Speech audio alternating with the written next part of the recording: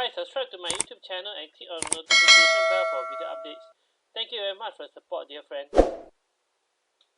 Hi everyone, I'd like to introduce this organic vegetable gardening tips ebook. It's packed with a lot of content on pest control, on the recipe for the soil for your organic garden, and what to look out for, and why is organic gardening good. So please check out my book. I have another book to introduce to you. It's also on organic gardening from Amazon. So please click the links in the description to find out more. Thank you for your support. Take care. Today we are bringing you a video all about gardening. One of the most important things, if you ask Aaron and I, if everybody grew their own garden, ate their own fresh veggies from their own yard, we would save on electricity, we would save on water, the planet would start to breathe again. Oh man, it's time. We need to put this video out there on this beautifully rainy day. It's a perfect time for me to sit down and talk about gardening. So, first things first, how to start and grow a successful garden. You can do this in a few very basic, very simple DIY steps, and I'm going to break those down now. So tip number one, find the right amount of space and the right place for your garden. I recommend doing it in a place, number one, that you can see from inside your house, number two, in a space that is big enough to hold a garden, right? Even if you're not putting a super big garden in, you want to have enough space to be able to reach the plants, the vegetables, maybe even walk between some of your rows. Why do you want to see it from the house? Well, number one, you want to be able to see it if pests are getting into it. Number two, you want to be reminded to water the garden. It gets really easy to forget that you need to water the garden, especially in summer when we don't get these perfect, beautiful spring rainy days. You want to be reminded, and if you look out your window and you can see the garden, you'll be reminded. Site it right, find the right place for your garden. Okay, tip number two, plant it in the sun. Okay, so some people might forget this. They might plant their gardens under a tree or in a nice shady spot of the yard. That seems nice. But most vegetables, herbs, and all of these things that we're going to be eating need at least 6 hours of sun a day in order to grow well. I would recommend kind of gauging the sun throughout the day before you pick the right place and space for your garden, just to make sure, again, that you're getting at least 6 hours of sunlight. It's super important. Sunlight is food for our plants. Number three, stay within reach of water. So, out at Aaron's grandparents' house where I planted the beds for Gramps, we didn't have a hose spigot out there, and it was almost impossible for me to carry buckets of water out there, but there's no way that Gramps was going to be carrying 5-gallon buckets of water. So what we actually did was we ran a hose spigot out there and popped one up, but that's not something that everybody is going to want to do. So I would recommend putting your garden in a place that is accessible to water. It's nice to have a hose that you can just grab and hook up, sprinkle your garden, water it up real nice, hang it back up, and go in the house. If you're having to lug water, jugs, buckets, or whatever, it's going to be a pain in your back for sure. So stay close to water. Tip number four, what I think is probably the most important, soil composition. So consider the soil that you're planting your garden bed into. In my opinion, you're going to want to build a raised garden bed so you can implement whatever kind of soil and nutrients and supplements basically for your soil that you want. So this includes a number of things that I'll talk about a little bit here. This is 50% compost, 50% topsoil. I've also put in some coconut coir. You can also use peat moss. Now, peat moss is very similar to coconut coir. It comes in these big bundles. It's really lightweight stuff. It's going to add some air, some fluffiness to your soil. You can also add sand. This is basically just going to be really nitrogen rich, really mineral rich for your soil. Again, it's going to be food for your vegetables. So if you look up close, you can see some really dark soil. That's going to be the worm castings. You see a little bit lighter soil. That's going to be our compost and topsoil. And then you see this light brown stuff. In fact, here's a chunk of that coconut coir, and you can see it kind of burst open and break open. It expands like crazy when you get it wet. It turns a little bit darker like this stuff here, but it expands and it holds a whole bunch of water, and that's what you want.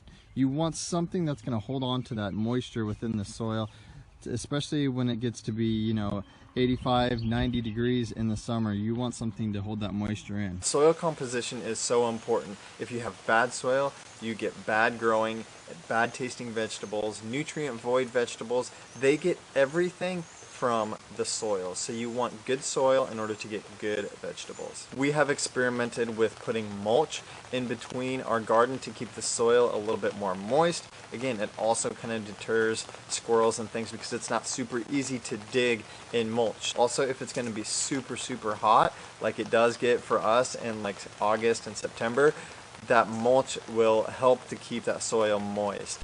So we put mulch on top to help with moisture levels of the soil. And now it stays super good and dark and black. Golden.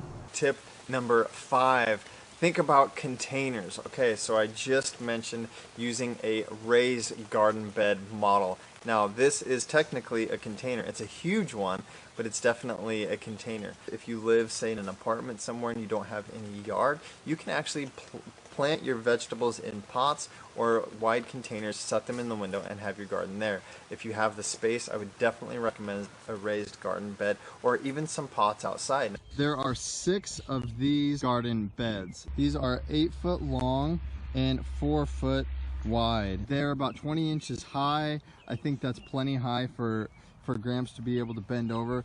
They hit right at about my knee. Depending on your budget, you may not want to build them super big or super tall. The taller you build them, the more expensive the lumber gets, the more soil you have to add in. Again, if you're building an above ground raised garden bed like I recommend you do, I would suggest building it 4 by 8 foot. Dimensional size lumber is going to start at 8 foot.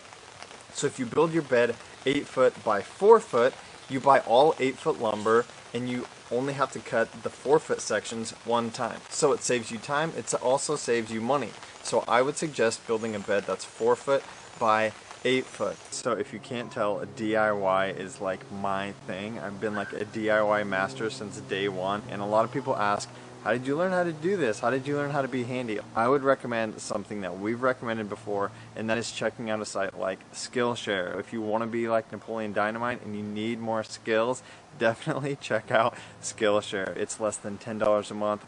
They have a plethora of courses on how to do just about any and everything. Whether you're editing photos, editing video, planting a garden, or building something, Skillshare is going to have a course for you. So thank you to Skillshare for sponsoring this video. They have agreed to give the first 1,000 people to click the link in our description below a 2-month free trial. Highly recommend Skillshare. Okay, tip number 6. You're going to want to pick your vegetables wisely. So you're going to want to do your homework. You're going to want to evaluate the amount of space that you have, and you're going to want to pick your plants wisely. Also, if you live in a climate like ours, you're going to want some super hardy plants. So your leafy greens like kale and some other frost-resistant plants are going to be what you want to plant. Here is what we've got. Lacinato kale. We grew this last year and we had so much we didn't know what to do with it. Love it. Dwarf blue curled Scotch kale. I just call it curly kale. Spinach. Last year I actually started it way too late, so we didn't really get any harvest of that, but we're going to do spinach. Lettuce. Gotta love it. Pretty versatile. Amazing.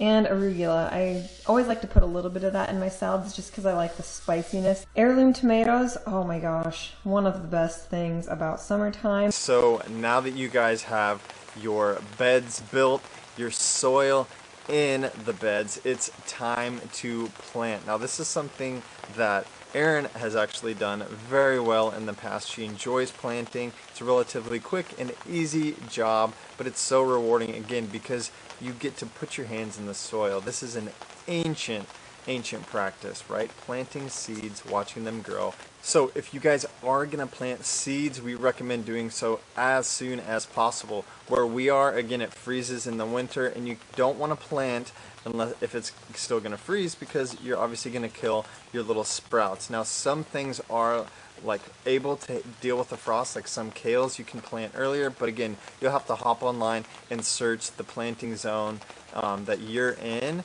and see what time and how early you can start your seeds. So planting seeds is super simple. You kind of just cut a trail with your hand and you drop those bad boys in. Now I recommend spacing these at least 6 inches apart, if not like a foot or 2, depending on the space. I would always recommend having more space between, because it's just going to make it easier to, you know, pluck weeds and get in there and just keep your garden nice and manicured. So the more space the better, but if you're working with less space, I would say still do at least 6 inches. That's going to give you enough space, again, to get in there. Your garden's not going to get overgrown. They're going to grow up bigger than you think. We would also recommend planting certain herbs in your vegetable garden, okay? When we were in Costa Rica, we learned so much. Actually, they have an epic garden. It's actually more of a greenhouse. We learned so much about what to plant by what. So herbs are actually going to keep these worms and these grubs and these things that are going to eat your veggies. The herbs actually keep them away. So if you plant certain things by certain herbs by certain vegetables, again, you will have no pests, no bugs, and it seems like God's gift to us, like nature's gift, right? That we just need to know, we just need the knowledge to know what to plant by what. So if you want your food faster, right? You want your garden growing and full of green leafies, tomatoes, cucumbers, whatever it is you're planting, and you want them now, then I would recommend buying seed starts, okay? So if you buy the starts, these are going to be, you know, organic. Obviously I would buy organic seed starts. These are going to be grown in greenhouses like through the winter, okay, or at least starting in late winter, so that you can pick them up and they're already like full-size plants. Again, I'll insert some clips here so you guys can see about the sizes of the starts that we have. We have got some kale that needs planting. I just picked it up from the farmer's market. So these are actually seed starts that we purchased from our farmer's market. It just gives you a couple weeks extra head start so we can eat homegrown, homemade salads and fresh meals sooner.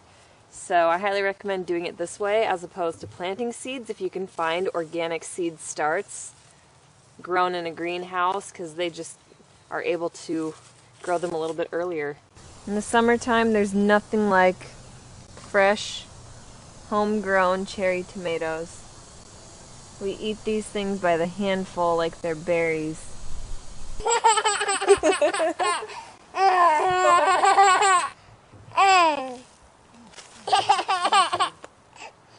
Look up a local nursery or greenhouse near you and see if you can't find your seed starts. Now we actually buy some of ours from our co-op, which is also a grocery store. Again, everything's organic and grown locally. Also look into your local farmers markets. A lot of the farmers that come to your local farmers markets will offer seed starts, and before they're selling fruit, they're probably going to be selling those starts at the market. Now, we obviously recommend doing everything organic. That means buying organic seeds. Some people think that any seed is okay as long as you don't put pesticides on the plant. That's not true. A lot of the non-organic seeds have been genetically modified, or they come from genetically modified plants. That's not what you want. We don't want GMO foods. We want all organic, especially if we're growing it ourselves. So definitely buy organic seeds. Again, I would recommend checking out your local co-op, your local farmer's market, and or worst case, you can buy organic seeds on Amazon. Aaron is our master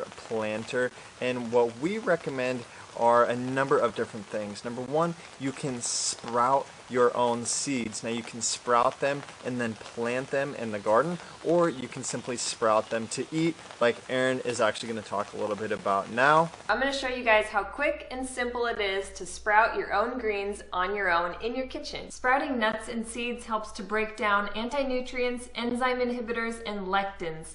And once those are taken care of, it unlocks all of the nutrient potential in the nuts and seeds. The soaking process simulates the seed going into the soil and being rained on, where it is then able to unlock its nutrients and its growth potential and become a sprout or a microgreen.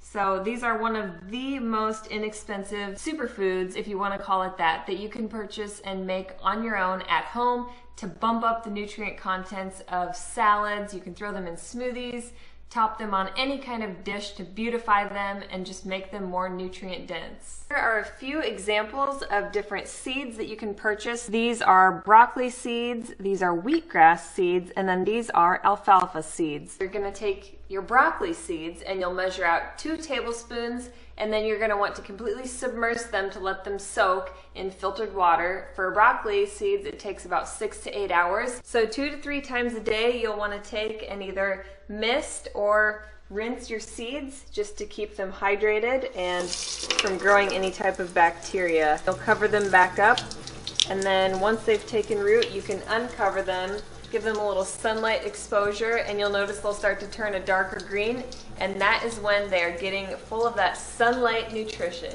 This is something else I got on Amazon. This isn't any kind of endorsement or anything like that. I just really like the product. It's called the Sprout Master. I will link it below, and they're just these mini little sprouting containers. And you can see here, these are some broccoli seeds that I just started yesterday, and you can see they're growing little tails already, and they will start to take root, and then they will sprout up. A few days later, this is what beautiful gorgeousness you will be left with. Depending on how long you let your seeds or sprouts grow, they become microgreens eventually, and you can clip them at the root, or you can pluck them and eat the entire thing. Either way, microgreens are fantastic sources of nutrients, phytonutrients, vitamins, minerals.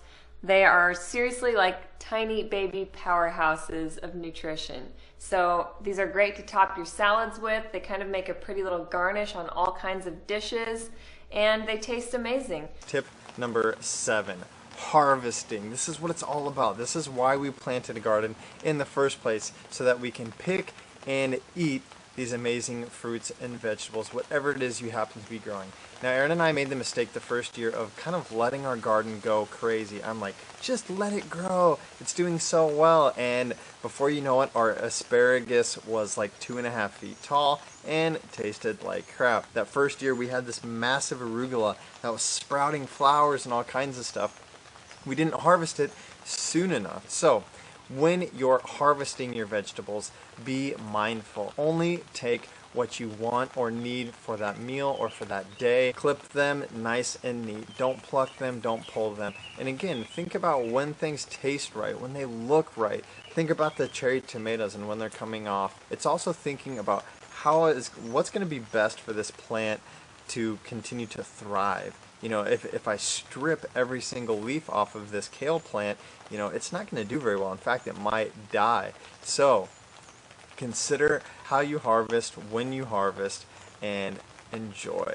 If you guys liked this video or found it helpful, please give it a thumbs up. Follow us on all forms of social media. We're always posting to our stories, posting pictures of Macs, recipes, workouts, all kinds of stuff daily on Instagram. So again, don't forget to follow us on Instagram at dbstanzik and Erin at Erin Stanzik. One of the most important things you guys can do is share this video. It helps Erin and I get our message out there to everyone. Until next time, eat, move, rest, your best.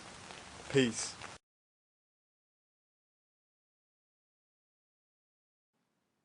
Cool, right? Click the link in the description for pricing, ratings, and reviews.